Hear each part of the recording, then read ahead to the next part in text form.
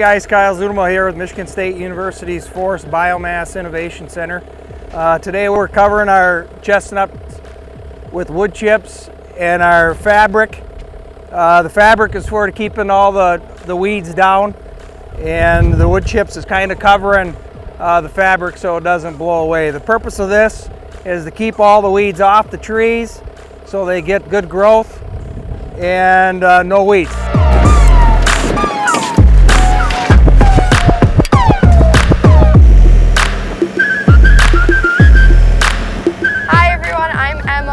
I am a summer intern here at MSU, and one thing I've learned how to do is drive this skid steer and many other tractors.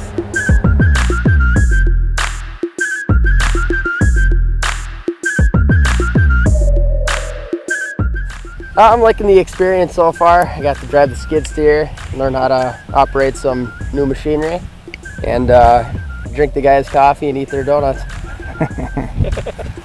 Good.